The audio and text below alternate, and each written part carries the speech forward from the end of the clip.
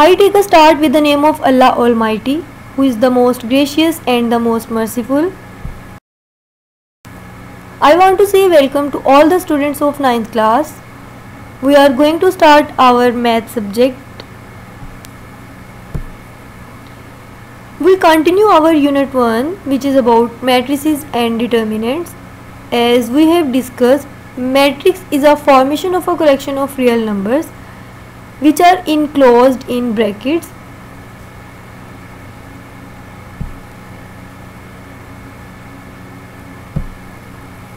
Today we will discuss different types of matrices.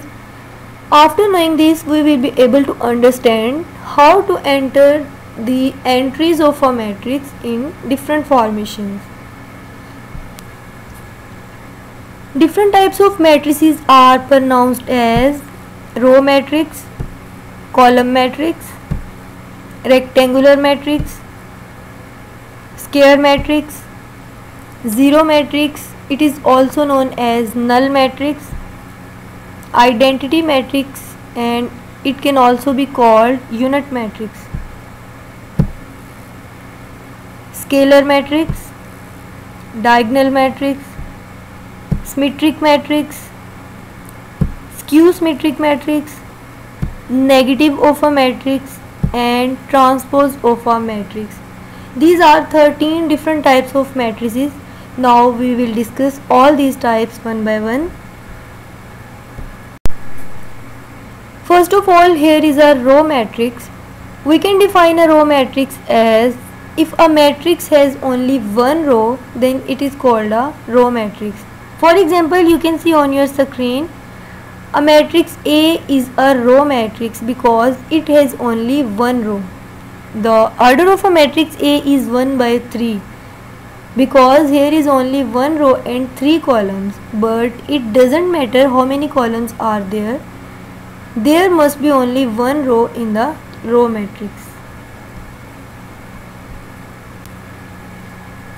Next is column matrix, which states that if a matrix has only one column, then it is called a column matrix.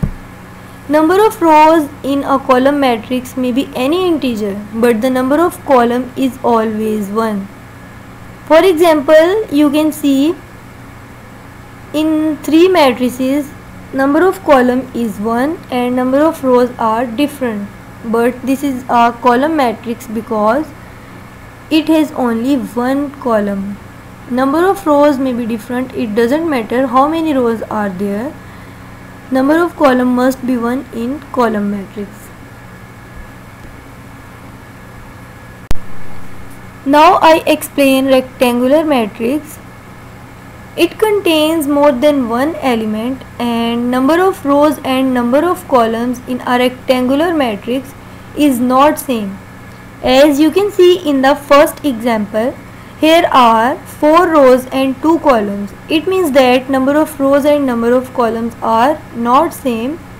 In the second example, you can see here are 2 rows and 5 columns. Here is also a number of rows and number of columns are different. So we can say this type of matrix are rectangular matrix. Here M represents the number of rows and N represents the number of columns. In rectangular matrix, M not equal to N.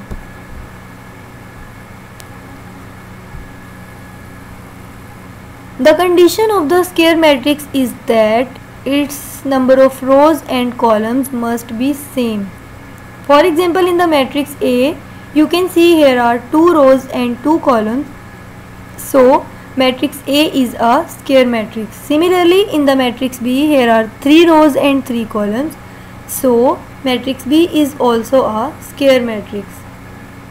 In square matrix, number of rows must be equal to number of columns. Now I explain zero matrix, which is also called null matrix. A matrix is said to be zero matrix if all of its entries are 0. For example, in matrix A, all the elements are 0. So matrix A is called a zero matrix. There may be as many rows and columns as required, but it doesn't matter